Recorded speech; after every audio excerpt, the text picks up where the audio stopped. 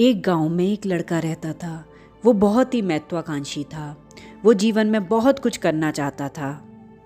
उसके बहुत बड़े बड़े सपने थे और गांव के सभी लोग भी उसे देखकर बहुत खुश होते, क्योंकि उनको भी लगता था कि ये लड़का उनके गांव को बहुत आगे तक लेके जाएगा, उनके गांव की बहुत तरक्की कराएगा।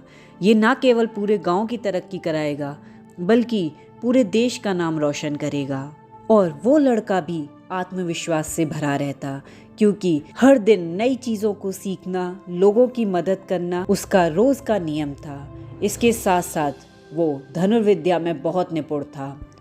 धनुर्विद्या में इतना निपुण होने के बाद भी दिन में 6 घंटे धनुर्विद्या का अभ्यास करता और जीवन को बहुत नियम संयम से जीता था, जिसकी वजह से उसका शरीर भी ताकतवर और मजबूत था।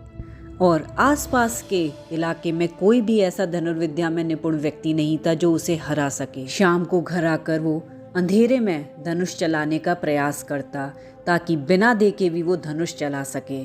और एक दिन रात को जब धनुर्विद्या का वह अभ्यास कर रहा था तो उसे प्यास लगी। पास में ही एक तालाब था। वो लड़का तालाब के पास गया और जैसे ही उसने झुककर पानी पीना चाहा, तभी तालाब में से आवाज़ आई कि मैं एक चमत्कारिक शक्ति हूँ। मेरे पास ऐसी शक्ति है कि तुम्हें यहीं पर जो कुछ तुम चाहते हो देखना वो दिखा सकती हूँ। लड़का पहले डरा। उसने इधर उधर देखा और वहाँ से जाने का निश्चय किया और तुरंत वो वहाँ से निकल गया। उसे पीछे से फिर एक और आवाज़ सुनाई दी, एक बार आके यहाँ बैठो, मैं तुम्हें कोई नुकसान नहीं पहुँचाऊँगी। जो भी कुछ तुम देखना चाहते हो वो सब चीज़ें तुम यहीं बैठे हुए देख सकते हो, और इसकी मदद से तुम और भी अच्छी धनुर्विद्या सीख सकते हो और सबको हरा सकते हो और विश्व के सबसे अच्छे धनुर्विद्याधारी बन सकते हो। लड़का कुछ क्षण के लिए रुका और लौटकर तालाब के पास आया। उसने तालाब में देखा और बोला, मैं दुनिया के सर्वश्रेष्ठ धनुर्धारी को देखना चाहता हूँ। तभी तालाब में उसे वो सब कुछ दिखाई दिया जो वो देखना चाहता था। लड़का मन ही मन बड़ा खुश हुआ और उसने सोचा, अब तो मेरे लिए कुछ भी असंभव नहीं। मैं अपना अभ्यास तो पूरा करता ही हूँ और यहाँ से भी मुझे बहुत कुछ सीखने को मिलेगा। इसलिए अपना अभ्यास करने के बाद लड़का हर रोज़ तालाब के पास आकर बैठ जाता और जो भी वो देखना चाहता उसे देखता। उसने अपनी धनुर्विद्या में समय देना कम किया और तालाब में देखकर सीखने में उसने अपना समय बढ़ाना शुरू कर दिया। कुछ दिन बाद उसका मन थोड़ा विचलित था। तभी उसने तालाब में देखते हुए कहा, मुझे कुछ ऐसी चीज़ दिखाओ जिससे मुझे खुशी मिले। और तालाब ने उसे कई तरह की चीज़ें दिखाना शुरू कर दिया। जैसे कुछ लड़कियां वहां नृत्य कर रही थीं, जिसे देखकर लड़का बहुत खुश हुआ, उसे बड़ा आनंद हुआ।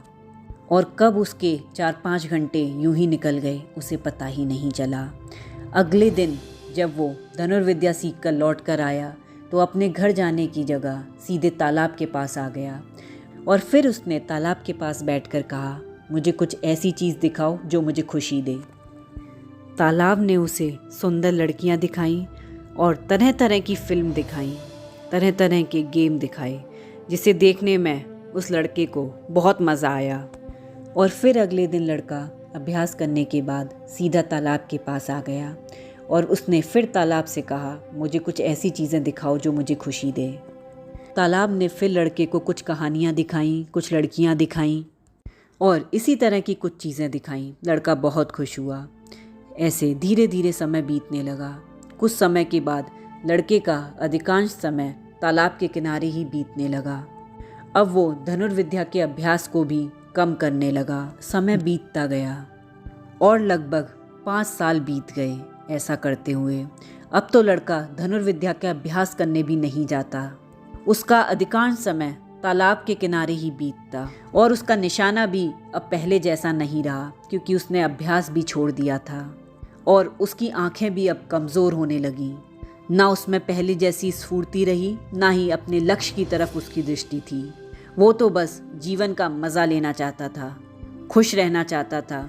और एक दिन जब वो तालाब के पास आया तो उसने तालाब से कहा, मुझे कुछ ऐसी लड़कियां दिखाओ जो बहुत सुंदर हों। लेकिन उसे तालाब में कुछ भी दिखाई नहीं दिया। उसने 2-3 बार अपने वाक्य को दोहराया, लेकिन तालाब में कुछ भी उसे दिखाई नहीं दिया। जब कई बार कहने पे भी तालाब में उसे कुछ दिखाई नहीं दिया तो वो पागल सा होकर इधर उधर घूमने लगा। तभी तालाब में से हंसने की आवाज़ आई। लड़का उस आवाज़ को सुनने लगा और उसने तालाब से कहा, क्या हुआ, ये हंसी की आवाज़ कैसे आ रही है, मैं कुछ समझ नहीं पा रहा। तो तालाब में से वही शक्ति बोली, अब मेरा कार्य पूरा हो चुका है, अब मुझे तुम्हारे लिए यहाँ बैठने की कोई ज़रूरत नहीं है। लड़के ने कहा, मुझे कुछ समझ नहीं आ रहा, ये क्या हो रहा है। लड़का तालाब के किनारे आकर बैठ गया और फिर उसने तालाब से पूछा, ये आवाज़ कैसी आ रही है। तालाब से फिर आवाज़ आई, मैं एक नकारात्मक शक्ति हूँ जो कुछ साल पहले इस तालाब में आई थी, जिसका उद्देश्य तुम्हारे जीवन को ख़राब करना था, क्योंकि तुम एक बहुत होनहार लड़के थे, तुम्हारा भविष्य बहुत उज्जवल था और एक आकाशवाणी के द्वारा हमें पता चला था कि तुम एक सकारात्मक शक्ति बनोगे और इस पूरे गांव को नकारात्मक शक्तियों से बचा कर रखोगे। जब तक तुम इस गांव की रक्षा करोगे तब तक हम नकारात्मक शक्ति इस गांव में प्रवेश नहीं कर सकते थे। इसलिए मैं यहाँ पर तालाब में आकर छिप गई। तुम्हारे मन में जो जो इच्छाएं पड़ी हुई थी मैंने उन सब को तुम्हें दिखाया, जो कुछ तुम देखना चाहते थे, और तुमने धनुर्विद्या का अभ्यास भी छोड़ दिया। इसलिए अब तुम्हारी आंखें खराब हो चुकी हैं, अब तुमसे हमें कोई नुकसान नहीं है। अब तुम इस गांव की रक्षा तो छोड़ो, तुम अपनी रक्षा भी नहीं कर सकते हमसे।